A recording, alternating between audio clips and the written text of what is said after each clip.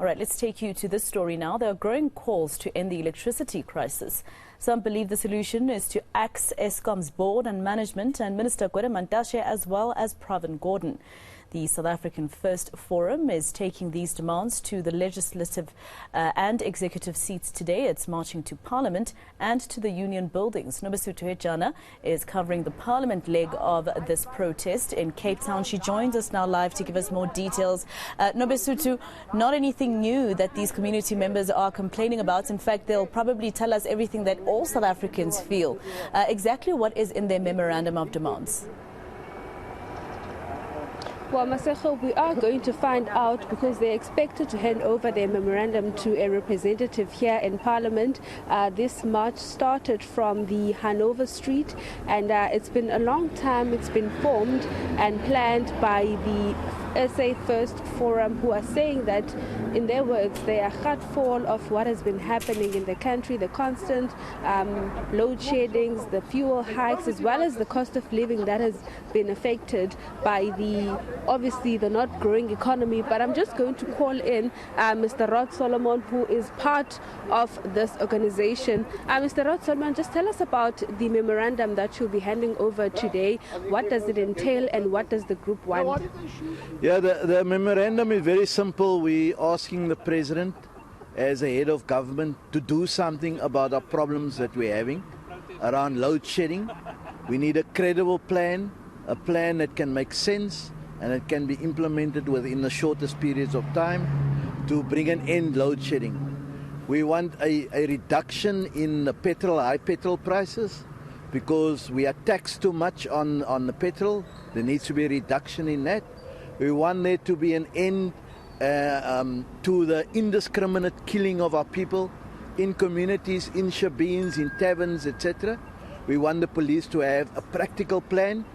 And then the other thing that we're telling the President, Mr. President, you do not have the right team to deal with these issues.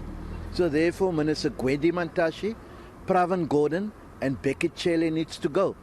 And we're saying, unfortunately, with the greatest respect, we think Andre de Ruyter was given a poison chalice when he was appointed as the CEO of Eskom. We need to look the rest of the world and see if we have someone that is experienced in dealing with electricity and someone that can be a CEO that can deal with all of this stuff. So that's and what we're who's asking. going to accept the memorandum, and how much or how long are you giving the representative in terms of like them responding to your demands, and what's going to happen after that? Yeah. Obviously, someone from the President's office is coming to because they're in recess, and the President is in Kunu in the Eastern Cape around Mandela Day. So someone from the President's office is coming to fetch it.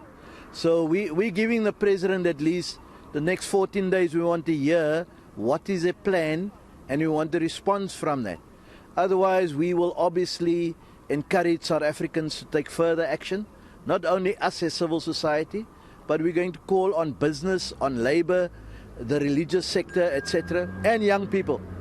Because at the end of the day, the load shedding and the high petrol prices affect our young people in particular. All right, I also want to bring in Ndumiso Maseko, who is talking on behalf of the youth. Well, not on behalf of the youth, but she has her own opinions. And Ndumiso, tell us about the fact that you actually joined this march. Yes. Tell me about your concerns to what they've been bringing up in terms of like them complaining about the continuous load sheddings and so forth. Okay, Saboni Kamilam Gundumiso, I was stolen by this movement. Okay, I stand on behalf of the youth. The youth of South Africa is dying, man. People are dying. Like if 21, how many more can they go without president or anybody who's human on this earth to protect these young kids? There's something missing here. I think the parliament and every politician, they're missing the point that the future of this earth belongs on the people. There are the youth. We are capable. We are the best capable people that can do this. Can you please protect us? Can you please give us the opportunities to use? Can you please stop the crime? Stop pointing each other's fingers and just do something about South Africa. We are lacking in many things because we are pointing fingers. They're busy fighting in the parliament. Kids are busy dying. Yeah, let's talk about some of the concerns that are raised by the SA First Forum. I mean, they talk about fuel hikes. Tell us about the impact, especially for you. For me, I want to buy a car. I moved from Durban to here to make my dreams come true. I want to buy a car. How am I going to buy a car with the fuel at this price? Which we do have the resources. South Africa is the healthiest resourced place. So why can't we put one and one together and fight this thing that is happening? It's not that they can't control the fuel prices because of the Ukraine. They are that side. What about what we have? Can't we just look more at home? Thank you. All right, thank you very much. Well, Masego, that was Rod Solomon from SA First Forum talking about them handing over a list of demands to Parliament. They want the Minister of Mineral Resources, Mr. Gwede out, the Minister of Public Enterprises, Pravin Gordhan, as well as the ESCOM CEO. But we also heard from the youngsters, or Unondumiso, talking about her impact or how this is impacting her life as she wants to buy a car, but due to the increasing fuel hikes, that is going to impact her.